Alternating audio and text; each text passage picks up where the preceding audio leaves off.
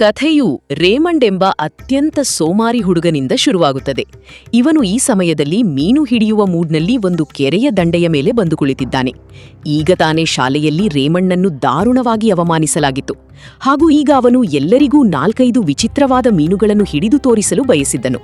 ತಾನು ನಿಷ್ಪ್ರಯೋಜಕನಲ್ಲ ಎಂದು ಸಾಬೀತುಪಡಿಸಲು ಅವನು ಈ ಕೆಲಸಕ್ಕೆ ಮುಂದಾಗಿದ್ದನು. ಅವನು ಕೆರೆಯ ಹತ್ತಿರ ತನ್ನ ಸೈಕಲ್ನಲ್ಲಿ ತಲುಪಿದಾಗ ಬಹಳಷ್ಟು ಹಕ್ಕಿಗಳು ಅವನಿಗೆ ದಾರಿ ತೋರಿಸಲು ಪ್ರಾರಂಭಿಸಿದವು. ಅವುಗಳು ಅವನನ್ನು ಯಾವುದೋ ಒಂದು ವಿಶೇಷ ಸ್ಥಳಕ್ಕೆ ಕರೆದುಕೊಂಡು ಹೋಗಲು ಬಯಸುತ್ತಿರುವಂತೆ ತೋರುತ್ತಿತ್ತು. ಅವನಿಗೆ ಅಲ್ಲಿ ಒಂದು ದೊಡ್ಡ ಕಪ್ಪೆ ಕಂಡಿತು ಮತ್ತು ಅವನು ಅದನ್ನು ಹಿಡಿಯಲು ಓಡಿದನು. ಆದರೆ ಕಪ್ಪೆ ಕೆರೆಗೆ ಹಾರಿತು.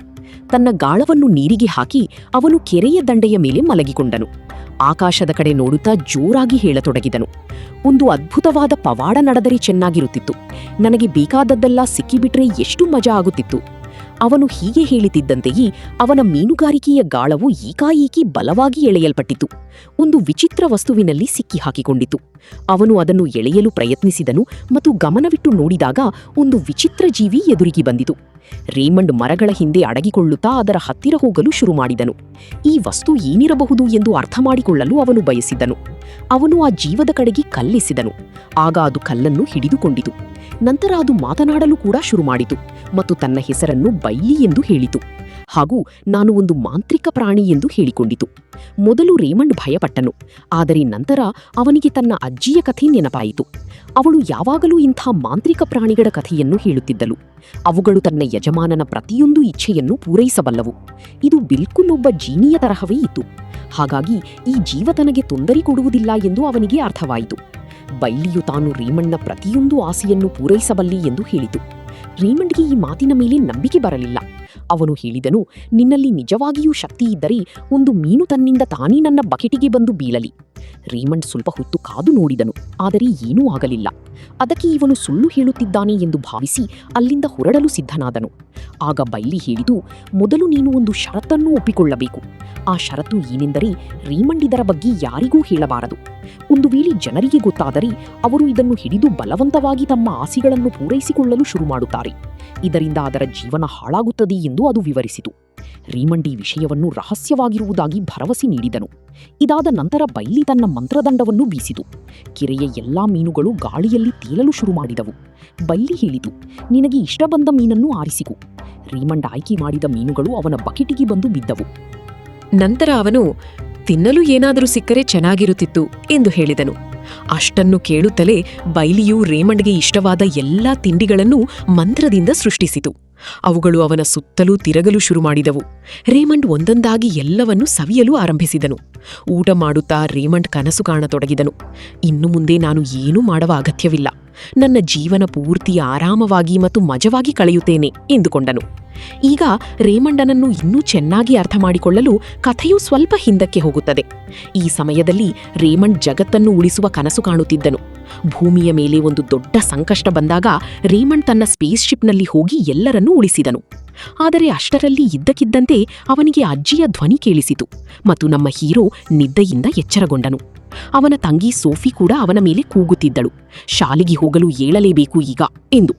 ಅವರ ತಂದೆ ತಾಯಿ ಏರ್ಪೋರ್ಟ್ಗೆ ಹೋಗುತ್ತಿರುವುದನ್ನು ಸೋಫಿ ನೆನಪಿಸಿದಳು. ರೇಮಂಡ್ ತುರ್ತಾಗಿ ಅವರನ್ನು ಭೇಟಿಯಾಗಲು ಹೋದನು. ಕ್ಷೇಮದಿಂದ ಹೋಗಿ ಬನ್ನಿ, ಆಲ್ ದ ಬೆಸ್ಟ್ ಎಂದು ಅವರ ತಂದೆ ತಾಯಿಗೆ ವಿಶ್ ಮಾಡಿದನು. ಅದಕ್ಕೆ ಅವನ ತಾಯಿ, ಹೋಗೋಕ್ಕಿಂತ ಮುಂಚೆ ನಿನ್ನನ್ನು ನೋಡಿದ್ದು ಒಳ್ಳೆಯದೇ ಆಯಿತು ಎಂದಳು. ಮತ್ತು ಅವನ ತಂದೆ, ಸ್ಕೂಲಿಗೆ ಲೇಟಾಗಿ ಬಿಡ್ತೀಯ, ಬೇಗನೆ ಹೊರಡು ಎಂದರು. ಇದಾದ ನಂತರ ಅವನು ಸ್ಕೂಲಿಗೆ ಹೊರಡುತ್ತಾನೆ.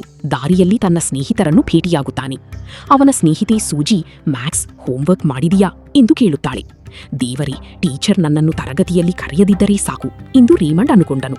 ಆದರೆ ಕ್ಲಾಸ್ನಲ್ಲಿ ಟೀಚರ್ ಎಲ್ಲರಿಗಿಂತ ಮೊದಲು ಅವನನ್ನೇ ಬೋರ್ಡ್ ಹತ್ತಿರ ಕರೆದರು. ರೇಮಂಡ್ ಸತ್ಯವನ್ನೇ ಹೇಳಿದನು, ನಾನು ತಯಾರಾಗಲು ಸಾಧ್ಯವಾಗಲಿಲ್ಲ. ನನ್ನ ಅಮ್ಮ ಅಪ್ಪನಿಗೆ ಸಹಾಯ ಮಾಡುತ್ತಿದ್ದೆ. ಅವರು ಎಲ್ಲೋ ಹೊರಗೆ ಹೋಗುತ್ತಿದ್ದರು. ಆದರೆ ಈ ಮಾತಿನಿಂದ ಟೀಚರ್ಗೆ ಯಾವುದೇ ವ್ಯತ್ಯಾಸ ಅನಿಸಲಿಲ್ಲ. ಅವರು ಇಡೀ ಕ್ಲಾಸ್ ಮುಂದೆ ರೇಮಂಡ್ಗೆ ಶಿಕ್ಷೆ ನೀಡಿದರು.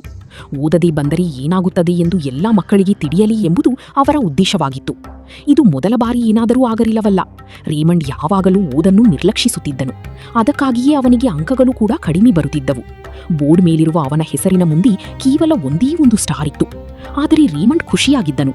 ಪರವಾಗಿಲ್ಲ, ಕನಿಷ್ಠ 1 ಸ್ಟಾರ್ ಆದರೂ ಇದೆಯಲ್ಲ ಇಂದು. ಅವನು ಹೆಚ್ಚಾಗಿ ವಿಚಿತ್ರ ಕನಸುಗಳನ್ನು ಕಾಣುತ್ತಾ ಸಮಯ ಕಳೆಯುತ್ತಿದ್ದನು. ತನ್ನ ಸ್ನೇಹಿತರಿಗೆ ತನ್ನ ಸೈನ್ಸ್ ಪ್ರಾಜೆಕ್ಟ್ಗಾಗಿ ತಯಾರಿಸಿದ ರಾಕೆಟ್ ವಿನ್ಯಾಸವನ್ನು ತೋರಿಸಿದನು. ಆದರೆ ಜಾನ್ ಅವನನ್ನು ಗೇಲಿ ಮಾಡಿದನು ಮತ್ತು ಇಂತಹ ರಾಕೆಟ್ ತಯಾರಿಸುವುದು ತುಂಬಾ ಕಷ್ಟ ಎಂದು ಹೇಳಿದನು. ಇದನ್ನು ಕೇಳಿ ರೀಮಂಡ್ ಬೇಸರಗೊಂಡು ಅಲ್ಲಿಂದ ಹೊರಟು ಹೋದನು. ಮನೆಗೆ ತಲುಪಿದಾಗ ಅಜ್ಜಿ ಸೋಫಿಗೆ ಮಾಂತ್ರಿಕ ಪ್ರಾಣಿಯ ಕಥೆ ಹೇಳುತ್ತಿರುವುದು ಕೇಳಿಸಿತು.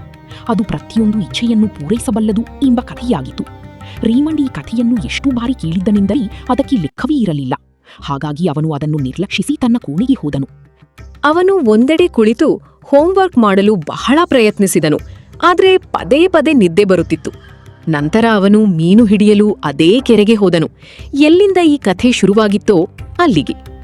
ಸರಿ, ಬೈಲಿಯ ಮಂತ್ರದ ಊಟವನ್ನು ತಿಂದ ನಂತರ ರೇಮಂಡ್ ಆಕಾಶದ ಕಡೆ ನೋಡುತ್ತಾ ಹೇಳಿದನು, ನಾನು ಯಾವಾಗಲೂ ಹಾರಲು ಬಯಸುತ್ತಿದ್ದೆ.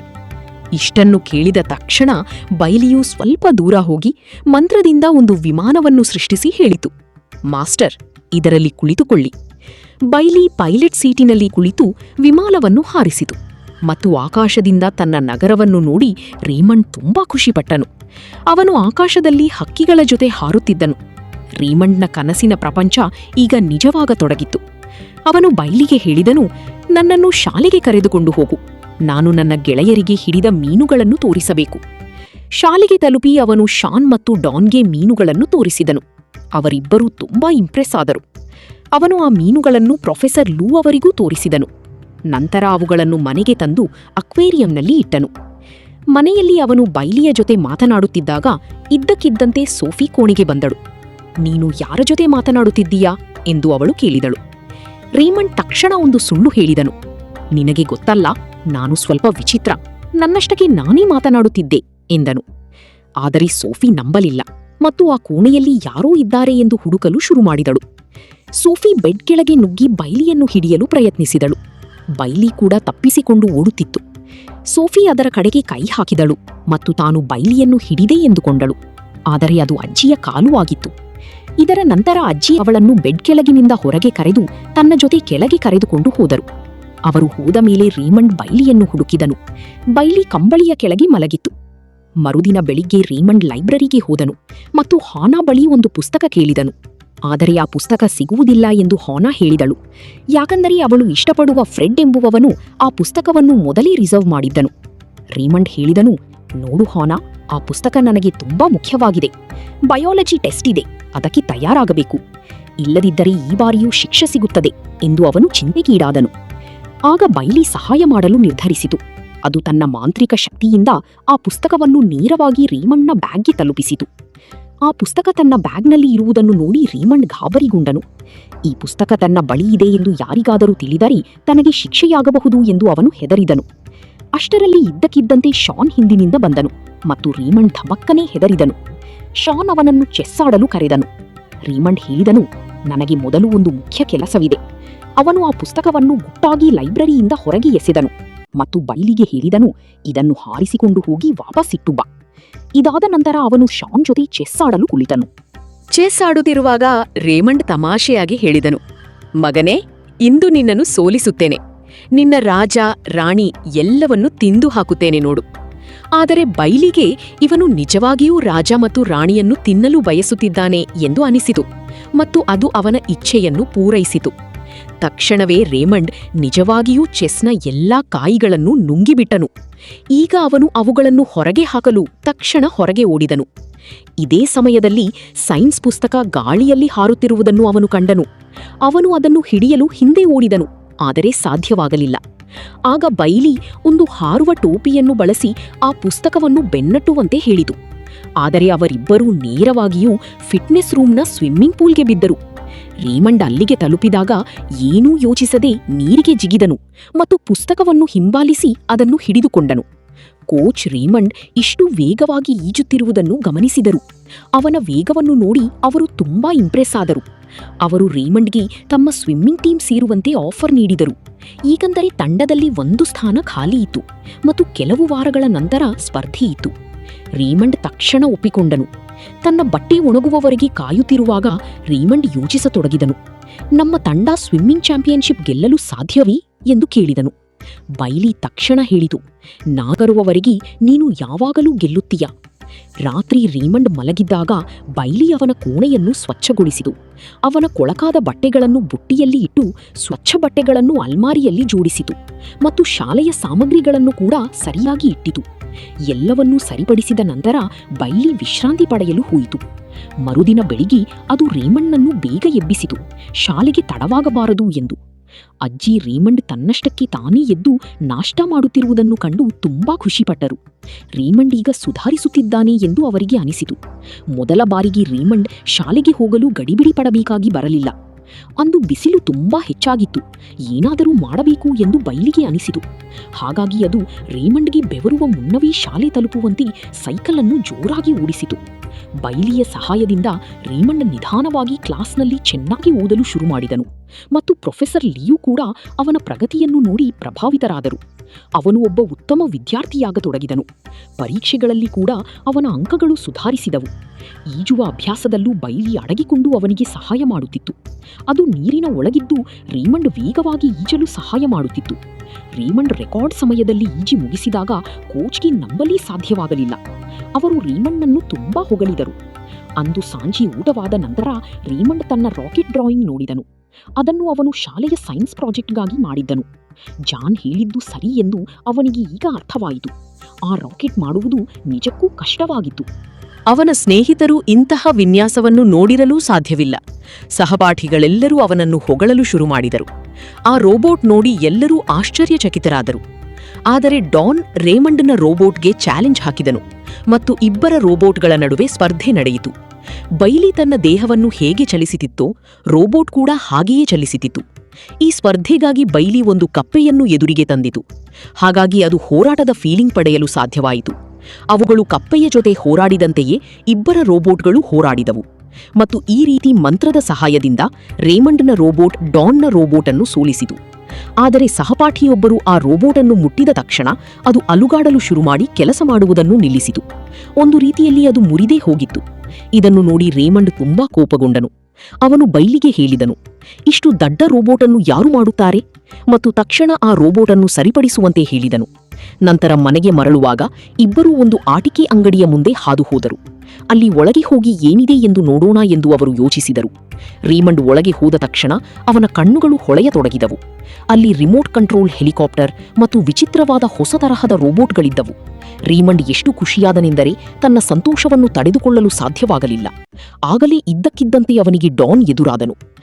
ನೀನು ಅಂಗಡಿಗೆ ಹೋಗುವುದನ್ನು ನೋಡಿದ್ದೆ ಎಂದು ಡಾನ್ ಹೇಳಿದನು. ಅದಕ್ಕಾಗಿಯೇ ಅವನು ಕೂಡ ಅವನ ಹಿಂದೆ ಬಂದಿದ್ದನು. ಅವನು ರೀಮಂಡ್ ಮೇಲೆ ಆರೋಪ ಮಾಡಿದನು, ನೀನು ಆ ರೋಬೋಟನ್ನು ಎಲ್ಲೂ ಖರೀದಿಸಿದ್ದೀಯಾ ಅಷ್ಟೇ, ಅದನ್ನು ನೀನು ಸ್ವತಃ ಮಾಡಿಲ್ಲ ಎಂದು ಜಗಳವಾಡಿದನು. ರೀಮಂಡ್ ಚಿಂತೆಯಲ್ಲಿರುವುದನ್ನು ಕಂಡು ಬೈಲಿ ತನ್ನ ಯಜಮಾನನನ್ನು ಖುಷಿಪಡಿಸಲು ಬಯಸಿತು. ಅದು ತನ್ನ ಮಾಂತ್ರಿಕ ಶಕ್ತಿಯಿಂದ ಅಂಗಡಿಯ ಎಲ್ಲಾ ಆಟಿಕೆಗಳನ್ನು ಮಾಯ ಮಾಡಿತು ಮತ್ತು ಅವುಗಳಿಗೆ ರೀಮಂಡ್ನ ಮನೆಗೆ ಹೋಗಲು ಆದೇಶಿಸಿತು. ಅಂಗಡಿಯ ಮಾಲೀಕನಿಗೆ ಏನಾಗುತ್ತಿದೆ ಎಂದು ತಿಳಿಯುವಷ್ಟರಲ್ಲಿ ಎಲ್ಲಾ ಆಟಿಕೆಗಳು ಅಲ್ಲಿಂದ ಮಾಯವಾಗಿದ್ದವು. ಸರಿ, ಮನೆಗೆ ಹೋಗುವ ಮುನ್ನ ರೀಮಂಡ್ ಮತ್ತು ಡಾನ್ ಡೈನೋಸಾರ್ ಸಿನಿಮಾ ನೋಡಲು ಯೋಚಿಸಿದರು. ಆದರೆ ಸಿನಿಮಾದ ಹತ್ತಿರ ಹೋದಾಗ ಎಲ್ಲಾ ಟಿಕೆಟುಗಳು ಮಾರಾಟವಾಗಿರುವುದು ತಿಳಿಯಿತು. ರೀಮಂಡ್ ಸಿನಿಮಾ ನೋಡಲೇಬೇಕು ಎಂದು ಹಠ ಹಿಡಿದನು. ಆಗ ಬೈಲಿ ತನ್ನ ಮಾಂತ್ರಿಕ ಶಕ್ತಿಯಿಂದ ರೀಮಂಡ್ನನ್ನು ನೇರವಾಗಿ ಸ್ಕ್ರೀನ್ ಒಳಗೆ ತಲುಪಿಸಿತು. ಒಳಗೆ ಹೋದ ತಕ್ಷಣ ರೀಮಂಡ್ಗೆ ತಾನು ತೀಯವ ದೊಡ್ಡ ತಪ್ಪು ಮಾಡಿದೆ ಎಂದು ಅರ್ಥವಾಯಿತು. ಒಂದು ದೊಡ್ಡ ಟೀರೆಕ್ಸ್ ಡೈನೋಸಾರ್ ಅವನ ಹಿಂದೆ ಓಡಲು ಶುರು ಮಾಡಿದನು. ಹೊರಗೆ ಕುಳಿತಿದ್ದ ಜನರು ಅದನ್ನು ನೋಡಿ ನಗುತ್ತಿದ್ದರು. ಬೈಲಿ ಮೇಟಿಲುಗಳ ಮೇಲೆ ಕುಳಿತು ಇದೆಲ್ಲವನ್ನೂ ನೋಡುತ್ತಿತ್ತು. ರೀಮಂಡ್ ಓಡುತ್ತಾ ಸ್ಕ್ರೀನ್ನಿಂದ ಹೊರಗೆ ಬರಲು ಪ್ರಯತ್ನಿಸುತ್ತಿದ್ದನು. ಆದರೆ ಡೈನೋಸಾರ್ ಅವನನ್ನು ಹಿಡಿದುಕೊಂಡಿತು ಮತ್ತು ತಿನ್ನಲು ಹೋದಾಗ ಬೈಲಿ ತನ್ನ ಸಣ್ಣ ಹಡಗನೊಂದಿಗೆ ಸ್ಕ್ರೀನ್ ಒಳಗೆ ನುಗ್ಗಿ ಡೈನೋಸಾರ್ ಮೇಲೆ ದಾಳಿ ಮಾಡಿತು. ಅದು ಅದನ್ನು ಸೋಲಿಸಿ ಪೆಟ್ರೋಲ್ ಆಗುವಂತೆ ಮಾಡಿತು. ಇದರಿಂದ ಸಿನಿಮಾ ನೋಡಲು ಬಂದವರ ಮಜಾ ಕೂಡ ಹಾಳಾಯಿತು. ಮನೆಗೆ ಮರಳುವಾಗ ರೀಮಂಡ್ ತುಂಬಾ ಕೋಪಗೊಂಡನು. ಅವನು ಬೈಲಿಗೆ ಹೇಳಿದನು, ನೀನು ನನಗೆ ಸಹಾಯ ಮಾಡುತ್ತಾ ನನ್ನನ್ನು ಸಂಕಷ್ಟಕ್ಕೆ ಸಿಲುಕಿಸುತ್ತಿದ್ದೀಯಾ? ಆದರೆ ನಿಜವಾದ ಸಂಕಷ್ಟ ಇನ್ನೂ ಬಾಕಿ ಇತ್ತು. ರೇಮಂಡ್ ಸೈಕಲ್ ಓಡಿಸುತ್ತಿದ್ದಾಗ ಹಿಂದೆ ಯಾವುದೋ ಸದ್ದು ಕೇಳಿಸಿತು. ಅವನು ತಿರುಗಿ ನೋಡಿದಾಗ ಅವನ ಕಣ್ಣುಗಳು ಅರಳಿದವು. ಬಹಳಷ್ಟು ಆಟಿಕೆಗಳು ಅವನ ಕಡೆಗೆ ವೇಗವಾಗಿ ಬರುತ್ತಿದ್ದವು. ಅವನು ಗಾಬರಿಯಿಂದ ತಕ್ಷಣ ಮನೆಗೆ ತಲುಪಿದನು. ಎಲ್ಲ ಆಟಿಕೆಗಳು ಅವನ ಕೋಣೆಯ ಕಡೆಗೆ ಹೋಗುತ್ತಿರುವುದನ್ನು ಅವನು ನೋಡಿದನು. ಅಷ್ಟರಲ್ಲಿ ಅವನಿಗೆ ತನ್ನ ಅಮ್ಮ ಅಪ್ಪ ಪ್ರಯಾಣ ಮುಗಿಸಿ ವಾಪಸ್ ಬರುತ್ತಿರುವುದು ನೆನಪಾಯಿತು. ಹೆದರಿಕೆಯಿಂದ ಅವನು ತಕ್ಷಣ ಬೈಲಿಗೆ ಎಲ್ಲ ಆಟಿಕೆಗಳನ್ನು ಅಂಗಡಿಗೆ ವಾಪಸ್ ಕಳುಹಿಸಲು ಹೇಳಿದನು. ಒಳ್ಳೆಯ ವಿಷಯವೆಂದರೆ ಬೈಲಿ ಸಮಯಕ್ಕೆ ಸರಿಯಾಗಿ ಎಲ್ಲವನ್ನೂ ಸರಿಪಡಿಸಿತು ಮತ್ತು ಅಮ್ಮ ಅಪ್ಪನಿಗೆ ಏನೂ ತಿಳಿಯಲಿಲ್ಲ. ಆಟಿಕೆಗಳು ಎಲ್ಲಿ ಹೋದವು ಎಂದು ಅವನು ಹುಡುಕುತ್ತಿದ್ದನು. ಸ್ವಲ್ಪ ಸಮಯದ ನಂತರ ರೇಮಂಡ್ನ ತಂದೆ ಅವನ ಕೋಣೆಗೆ ಬಂದು ಡ್ರಾಯಿಂಗ್ ರೂಮ್ಗೆ ಕರೆದರು. ಅಲ್ಲಿ ಹೋಗಿ ನೋಡಿದಾಗ ರೇಮಂಡ್ಗೆ ಒಂದು ಹೊಸ ಸೈಕಲ್ ಕಾದಿತ್ತು. ನೀನು ಈಜುವ ತಂಡಕ್ಕೆ ಸೇರಿದ್ದಕ್ಕಾಗಿ ಇದು ನಿನಗೆ ಉಡುಗೊರೆ ಎಂದು ತಂದೆ ಹೇಳಿದರು. ರೇಮಂಡ್ ತುಂಬಾ ಖುಷಿಪಟ್ಟನು. ತನ್ನ ತಂದೆ ತನ್ನ ನಿರ್ಧಾರದಿಂದ ಇಷ್ಟು ಖುಷಿಯಾಗುತ್ತಾರೆ ಎಂದು ಅವನು ಭಾವಿಸಿರಲಿಲ್ಲ. ಆದರೆ ರೇಮಂಡ್ನನ್ನು ನೋಡಿ ಬೈಲಿ ದುಃಖಿತವಾಯಿತು. ತನ್ನ ಯಜಮಾನನನ್ನು ಬೇರೆಯವರೆಲ್ಲ ಖುಷಿಪಡಿಸುತ್ತಿದ್ದಾರೆ, ತಾನು ಮಾಡುತ್ತಿಲ್ಲ ಎಂದು ಅದಕ್ಕೆ ಅನ್ನಿಸಿತು. ಆದುದರಿಂದ ಅದು ರಾತ್ರಿಯಿಡೀ ಎಚ್ಚರವಿದ್ದು ರೇಮಂಡ್ನ ಮ್ಯಾಥ್ಸ್ ಎಕ್ಸಾಮ್ಗೆ ತಯಾರಿ ಮಾಡಿತು. ಮರುದಿನ ಅವನಿಗೆ ಒಳ್ಳೆಯ ಅಂಕಗಳು ಬರಲಿ ಎಂಬುದು ಅದರ ಆಶಯವಾಗಿತ್ತು. ಬೈಲಿ ಅವನನ್ನು ಎಬ್ಬಿಸಲು ಹೋದಾಗ ರೇಮಂಡ್ ಆಗಲೇ ಎದ್ದಿದ್ದನು. ತಾನು ಎಕ್ಸಾಮ್ ಬರೆಯಲು ತುಂಬಾ ಉತ್ಸುಕನಾಗಿದ್ದೇನೆ ಎಂದು ರೇಮಂಡ್ ಹೇಳಿದನು. ಯಾಕೆಂದರೆ ತಾನು ಕಷ್ಟಪಟ್ಟು ಒಳ್ಳೆಯ ಅಂಕಗಳನ್ನು ತಂದರೆ ಅಮ್ಮ ಅಪ್ಪ ತುಂಬಾ ಖುಷಿಯಾಗುತ್ತಾರೆ ಎಂದು ಅವನಿಗೆ ತಿಳಿದಿತ್ತು. ಕ್ಲಾಸ್ನಲ್ಲಿ ಪ್ರೊಫೆಸರ್ ಲೂ ಪ್ರಶ್ನಪತ್ರಿಕೆಗಳನ್ನು ಹಂಚಿದಾಗ ಎಲ್ಲಾ ಮಕ್ಕಳು ತಕ್ಷಣ ಬರೆಯಲು ಶುರು ಮಾಡಿದರು. ಆದರೆ ರೇಮಂಡ್ ಕೋಸಲೇ ಕುಳಿತಿದ್ದನು. ಬಹುಶಃ ಮೇಲಿಂದ ಉತ್ತರಗಳು ಬಂದು ಬೀಳುತ್ತವೆ ಎಂದು ಅವನು ಕಾಯುತ್ತಿದ್ದನು. ಹೊರಗೆ ಮರದ ಮೇಲೆ ಅಡಗಿದ್ದ ಬೈಲಿ ಕಿಟಕಿಯಿಂದ ಪ್ರಶ್ನೆಗಳನ್ನು ನೋಡಿ ಸಹಾಯ ಮಾಡಲು ಪ್ರಯತ್ನಿಸುತ್ತಿದ್ದದು. ಆದರೆ ಸಮಯಕ್ಕೆ ಸರಿಯಾಗಿ ಅದು ಏನೂ ಮಾಡಲು ಸಾಧ್ಯವಾಗಲಿಲ್ಲ. ಹಾಗಾಗಿ ರೇಮಂಡ್ನ ಉತ್ತರ ಪತ್ರಿಕೆ ಖಾಲಿ ಉಳಿಯಿತು. ಸಮಯ ಮುಗಿಯುತ್ತಿರುವುದನ್ನು ಕಂಡು ರೇಮಂಡ್ ಗಾಬರಿಗೊಂಡನು.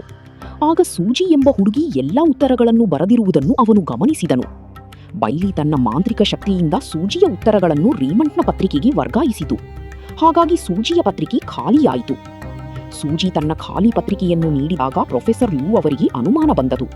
ನಂತರ ಅವರು ರೇಮಂಡ್ನ ಪತ್ರಿಕೆಯನ್ನು ನೋಡಿದಾಗ ಅದರ ಮೇಲೆ ಸೂಜಿಯ ಹೆಸರಿತ್ತು. ಏಕೆಂದರೆ ಉತ್ತರಗಳ ಜೊತೆಗೆ ಹೆಸರು ಕೂಡ ಕಾಪಿಯಾಗಿತ್ತು. ಈಗ ಸತ್ಯ ಎಲ್ಲರ ಮುಂದೆ ಬಂದತು. ಸೂಜಿ ತನ್ನ ಗೆಳೆಯನ ಮೇಲೆ ತುಂಬಾ ಕೋಪಗೊಂಡಳು. ಏಕೆಂದರೆ ಅವನು ಅವಳ ಶ್ರಮವನ್ನು ಕದಯಲು ಪ್ರಯತ್ನಿಸಿದನು. ಟೀಚರ್ ಶಿಕ್ಷೆ ನೀಡುವ ಮೊದಲೇ ರೇಮಂಡ್ ಅಲ್ಲಿಂದ ಓಡಿ ಕೆರೆಯ ಹತ್ತಿರ ಹೋದನು. ಸ್ವಲ್ಪ ಸಮಯದ ನಂತರ ಬೈಲಿಯೊಂದಿಗೆ ಬಂದದು. ರೇಮಂಡ್ ಕೋಪದಿಂದ ಇದೆಲ್ಲ ನಿನ್ನದೇ ತಪ್ಪು ಎಂದು ಕೂಗಿದನು. ಅವನು ಸಿಟ್ಟಿನಲ್ಲಿ ನಿನ್ನನ್ನು ಬೇಯಿಸಿ ತಿಂದುಬಿಡುತ್ತೇನೆ ಎಂದು ಹೇಳಿದನು. ಬೈಲಿ ಅವನ ಮಾತನ್ನು ಗಂಭೀರವಾಗಿ ಪರಿಗಣಿಸಿ ತನಗೆ ತಾನೇ ಶಿಕ್ಷೆ ವಿಧಿಸಿಕೊಳ್ಳಲು ಮುಂದಾಯಿತು. ಅದು ತನ್ನನ್ನು ತಾನು ಬೆಂಕಿಯಾಗಿ ಬದಲಾಯಿಸಿಕೊಂಡಿತು. ಆದರೆ ಅದು ರೇಮಂಡ್ನ ಕೈ ಮುಟ್ಟಿದ ತಕ್ಷಣ ಅವನ ಕೈ ತುಂಬಾ ಕೆಟ್ಟ ರೀತಿಯಲ್ಲಿ ಸುಟ್ಟು ಹೋಯಿತು. ಇದನ್ನು ಕಂಡು ರೇಮಂಡ್ಗೆ ಈ ಜೀವಕ್ಕೆ ಹುಚ್ಚು ಹಿಡಿದಿದೆ ಎಂದು ಅರ್ಥವಾಯಿತು. ಪ್ರತಿ ಬಾರಿಯೂ ಇದರ ಸಹಾಯ ಪಡೆಯುವುದು ಸರಿಯಲ್ಲ ಎಂದು ಅವನಿಗೆ ಅನ್ನಿಸಿತು. ಈಗ ರೇಮಂಡ್ ಆ ಮಾಂತ್ರಿಕ ಪ್ರಾಣಿಯ ಮೇಲೆ ವಿಪರೀತ ಕೋಪಗೊಂಡಿದ್ದನು. ನೀನೊಬ್ಬ ರಾಕ್ಷಸ ಎಂದು ಅವನು ಕಿರುಚಿದನು. ತಕ್ಷಣ ಇಲ್ಲಿಂದ ಹೊರಟು ಹೋಗು, ನಿನ್ನ ಮುಖ ನನಗೆ ತೋರಿಸಬೇಡ ಎಂದು ಬೈದನು. ಹಾಗೆ ಹೇಳಿದಾಗ ಬೈಲಿ ಭಯಾನಕ ರೂಪದಲ್ಲಿ ಅವನನ್ನು ಹಿಂಬಾಲಿಸಲು ಶುರುಮಾಡಿತು. ಆಗ ಬೈಲಿ ಸತ್ಯವನ್ನು ಹೇಳಿತು. ನನ್ನ ಯಜಮಾನ ಏನು ಯೋಚಿಸುತ್ತಾರೋ ನಾನು ಅದೇ ರೀತಿಯಾಗಿ ಬದಲಾಗಿ ಬಿಡುತ್ತೇನೆ ಎಂದಿತು. ರೇಮಂಡ್ ಹೆದರಿ ಅದು ತಕ್ಷಣ ಹೊರಟು ಹೋಗಲಿ ಎಂದು ಹೇಳಿದನು. ಅವನು ಹಾಗೆ ಹೇಳಿದ ತಕ್ಷಣ ಬೈಲಿ ಮತ್ತೆ ತನ್ನ ಹಳೆಯ ಶಾಂತ ರೂಪಕ್ಕೆ ಬಂದಿತು. ಅದು ರೇಮಂಡ್ ಬಳಿ ಕ್ಷಮೆ ಕೇಳಿತು. ನನಗೆ ಇನ್ನೊಂದು ಅವಕಾಶ ಕೊಡು ಎಂದು ಬೇಡಿಕೊಂಡಿತು. ಆದರೆ ರೇಮಂಡ್ ಈಗ ಆ ಮಾಂತ್ರಿಕ ಪ್ರಾಣಿಯ ಮೇಲೆ ಬೇಸತ್ತಿದ್ದನು. ಅವನು ಅದನ್ನು ಎತ್ತಿ ಮತ್ತೆ ಅದೇ ಕೆರೆಗೆ ಎಸೆದನು. ಎಲ್ಲಿ ಅದು ಮೊದಲು ಸಿಕ್ಕಿತ್ತೋ ಅಲ್ಲಿಗೆ. ಸ್ವಲ್ಪ ಸಮಯದ ನಂತರ ರೇಮಂಡ್ನ ಟೀಚರ್ ಮತ್ತು ಗೆಳೆಯರು ಅವನನ್ನು ಹುಡುಕುತ್ತಾ ಅಲ್ಲಿಗೆ ಬಂದರು. ಎಲ್ಲರಿಗೂ ಅವನ ಬಗ್ಗೆ ಚಿಂತೆಯಾಗಿತ್ತು. ಮಿಸ್ ಲೂ ಅವನನ್ನು ತಕ್ಷಣ ಸ್ಕೂಲ್ ಡಾಕ್ಟರ್ ರೂಮ್ಗೆ ಕರೆದುಕೊಂಡು ಹೋದರು ಮತ್ತು ಅವನ ಸುಟ್ಟ ಕೈಗೆ ಬ್ಯಾಂಡೇಜ್ ಹಾಕಿದರು. ಜೊತೆಗೆ ಜೀವನದಲ್ಲಿ ಏನನ್ನೀ ಸಾಧಿಸಬೇಕಿದ್ದರೂ ಶ್ರಮ ಪಡಲೇಬೇಕು ಎಂದು ಅವನಿಗೆ ಬುದ್ಧಿ ಬಡೆಯಿದರು. ವಂಚನೆ ಮಾಡುವುದು ತಪ್ಪು ಮತ್ತು ಅದರ ಫಲಿತಾಂಶ ಯಾವಾಗಲೂ ಕೆಟ್ಟದ್ದೇ ಆಗಿರುತ್ತದೆ ಎಂದು ವಿವರಿಸಿದರು. ರೇಮಂಡ್ ಹೊರಗೆ ಬಂದಾಗ ಗೆಳೆಯರು ಅವನಿಗಾಗಿ ಕಾಯುತ್ತಿರುವುದನ್ನು ನೋಡಿದನು. ಅವನು ತಕ್ಷಣ ಸೂಜಿ ಬಳಿ ಕ್ಷಮೆ ಕೇಳಿದನು. ಸೂಜಿ ಅವನನ್ನು ಕ್ಷಮಿಸಿದರು ಮತ್ತು ಮುಂದಿನ ಪರೀಕ್ಷೆಗಳಿಗೆ ನಾನು ನಿನಗೆ ಸಹಾಯ ಮಾಡುತ್ತೇನೆ ಎಂದು ಹೇಳಿದರು. ನಿನಗೆ ಒಳ್ಳೆಯ ಅಂಕಗಳು ಬರುತ್ತವೆ, ಚಿಂತೆ ಮಾಡಬೇಡ ಎಂದು ಅವಳು ಧೈರ್ಯ ನೀಡಿದರು. ಈಗ ಈಜುವ ಸ್ಪರ್ಧೆಗೆ ಕೇವಲ ಕೆಲವು ವಾರಗಳಷ್ಟೇ ಬಾಕಿ ಇತ್ತು. ರೇಮಂಡ್ ದಿನವಿಡೀ ಕಷ್ಟಪಟ್ಟು ಪ್ರಾಕ್ಟೀಸ್ ಮಾಡಲು ಶುರು ಮಾಡಿದನು. ನಿಧಾನವಾಗಿ ಅವನು ಒಬ್ಬ ಬಲಿಷ್ಠ ಮತ್ತು ವೇಗನ ಈಜುಗನಾದನು. ಶೀಘ್ರದಲ್ಲಿ ಅವನು ತನ್ನ ತಂಡದ ಅತ್ಯುತ್ತಮ ಆಟಗಾರರಲ್ಲಿ ಒಬ್ಬನಾದನು. ಇಷ್ಟೆಲ್ಲ ಆದರೂ ಬೈಲಿಗೆ ತನ್ನ ಯಜಮಾನನನ್ನು ಬಿಡಲು ಸಾಧ್ಯವಾಗಲಿಲ್ಲ. ಅದು ಅವನ ಬಗ್ಗೆ ಚಿಂತಿಸುತ್ತಲೇ ಇತ್ತು. ಅದು ದೂರದಿಂದಲೇ ಗುಟ್ಟಾಗಿ ರೇಮಂಡ್ನನ್ನು ಗಮನಿಸುತ್ತಿತ್ತು. ರೇಮಂಡ್ಗೆ ಅದು ಅಲ್ಲಿರುವುದು ತಿಳಿಯಲೇ ಇಲ್ಲ. ಬೈಲಿ ಅವನ ಪರಿಶ್ರಮವನ್ನು ನೋಡಿ ತುಂಬಾ ಖುಷಿಪಟ್ಟಿತು ಮತ್ತು ತನ್ನ ಯಜಮಾನನ ಬಗ್ಗೆ ಅದಕ್ಕೆ ಹೆಮ್ಮೆ ಎನಿಸಿತು. 1 ತಿಂಗಳು ಕಳೆಯಿತು ಮತ್ತು ಕೊನೆಗೂ ಸ್ಪರ್ಧೆಯ ದಿನ ಬಂದೇ ಬಿಟ್ಟಿತು. ರೀಮಂಡ್ನ ತಂಡ ಈಗ ತುಂಬಾ ಸಂಕಷ್ಟದಲ್ಲಿದೆ. ಸೋಲು ಅಥವಾ ಗೆಲುವಿನ ನಿರ್ಧಾರ ಈಗ ರೀಮಂಡ್ ಕೈಯಲ್ಲಿದೆ. ಅವನು ವೇಗವಾಗಿ ಈಜಿದರೆ ಮಾತ್ರ ತಂಡ ಗೆಲ್ಲಲು ಸಾಧ್ಯ. ತನ್ನ ತಂಡದವರು ಮತ್ತು ಪೋಷಕರ ಧ್ವನಿಯನ್ನು ಕೇಳಿ ರೀಮಂಡ್ ತನ್ನೆಲ್ಲ ಶಕ್ತಿಯನ್ನು ಹಾಕಿದನು. ಕೊನೆಯಲ್ಲಿ ಅವನ ತಂಡ ಜಯಗಳಿಸಿತು. ಇದಾದ ಕೂಡಲೇ ರೇಮಂಡ್ ನೇರವಾಗಿ ಕೆರೆಯ ಕಡೆಗೆ ಓಡಿದನು. ತನ್ನ ಪ್ರಶಸ್ತಿಯನ್ನು ಬೈಲಿಗೆ ತೋರಿಸಲು ಅವನು ಬಯಸಿದ್ದನು. ಬೈಲಿಯೇ ಮಂತ್ರದಿಂದ ತನ್ನನ್ನು ಗೆಲ್ಲಿಸಿದೆ ಎಂದು ಅವನು ಭಾವಿಸಿದ್ದನು. ಆದರೆ ಅಲ್ಲಿಗೆ ಹೋದ ಮೇಲೆ ಬೈಲಿ ಸ್ಪರ್ಧೆಗೆ ಎಲ್ಲೂ ಬಂದಿರಲೇ ಇಲ್ಲ ಎಂಬುದು ಅವನಿಗೆ ತಿಳಿಯಿತು. ಏಕೆಂದರೆ ರೇಮಂಡ್ ನನಗೆ ನಿನ್ನ ಸಹಾಯ ಬೇಡ ಎಂದು ಮೊದಲೇ ಹೇಳಿದ್ದನು. ಆಗ ರೇಮಂಡ್ಗೆ ಅರ್ಥವಾಯಿತು, ತಾನು ತನ್ನ ಸ್ವಂತ ಶ್ರಮದಿಂದಲೇ ಗೆದ್ದಿದ್ದೇನೆ ಎಂದು. ಅವನಿಗೆ ತನ್ನ ಮೇಲೆ ತುಂಬಾ ಹೆಮ್ಮೆ ಎನಿಸಿತು. ಆಗ ಬೈಲಿ ಎದುರಿಗೆ ಬಂದಿತು. ಅದು ಪ್ರೀತಿಯಿಂದ ಹೇಳಿತು, ಈಗ ನಿಮಗೆ ನನ್ನ ಸಹಾಯದ ಅಗತ್ಯವಿಲ್ಲ. ಈಗ ಅವನು ಪ್ರತಿಯೊಂದನ್ನೂ ತಾನೇ ಮಾಡಬಲ್ಲವನಾಗಿದ್ದನು. ಈಗ ಬೈಲಿ ಬೇರೆ ಯಾವುದಾದರೂ ಮಗುವಿನ ಆಸೆಯನ್ನು ಪೂರೈಸಲು ಹೋಗುವ ಸಮಯ ಬಂದಿತು. ಬೈಲಿ ಈಗ ಒಂದು ಹಕ್ಕಿಯ ಬೆನ್ನಿನ ಮೇಲೆ ಕುಳಿತು ಅಲ್ಲಿಂದ ಹೊರಟು ಹೋಯಿತು. ಹೊರಡುವ ಮುಂಚೆ ತನ್ನ ರಹಸ್ಯವನ್ನು ಯಾರಿಗೂ ಹೇಳಬಾರದು ಎಂದು ಹೇಳಿತು. ನಂತರ ರೀಮಂಡ್ಗೆ ನಿದ್ರೆಯಿಂದ ಎಚ್ಚರವಾಯಿತು. ಅವನು ಆಕಾಶದ ಕಡೆಗೆ ನೋಡಿದನು. ಅಲ್ಲಿ ಒಂದು ಮೋಡ ಬೈಲಿಯಂತೆ ಕಂಡಿತು. ಆ ಕ್ಷಣದಲ್ಲಿ ರೀಮಂಡನ ಮನಸ್ಸಿನಲ್ಲಿ ಒಂದು ಪ್ರಶ್ನೆ ಮೂಡಿತು. ಇದೆಲ್ಲವೂ ಕನಸು ಅಥವಾ ನಿಜವೂ ಎಂಬುದನ್ನು ಅವನು ಅರ್ಥ ಮಾಡಿಕೊಳ್ಳಲಾಗಲಿಲ್ಲ. ರೇಮಂಡ್ ಯೋಚಿಸಿದನು, ಅದು ಕನಸೋ ಅಥವಾ ನನಸೋ ಎಂಬುದು ಮುಖ್ಯವಲ್ಲ, ಆದರೆ ತಾನು ಕಲಿತ ಶ್ರಮ ಮತ್ತು ಪ್ರಾಮಾಣಿಕತನದಿಂದ ಜೀವನ ನಡೆಸಬೇಕೆಂಬ ಪಾಠ ಹೆಚ್ಚು ಮುಖ್ಯವಾಗಿತ್ತು. ವಿಡಿಯೋ ಇಷ್ಟವಾಗಿದ್ದರೆ ಲೈಕ್ ಮಾಡಿ, ಚಾನಲ್ ಅನ್ನು ಸಬ್ಸ್ಕ್ರೈಬ್ ಮಾಡಿಕೊಳ್ಳಿ. ಸಿಗೋಣ ಮುಂದಿನ ವಿಡಿಯೋದಲ್ಲಿ.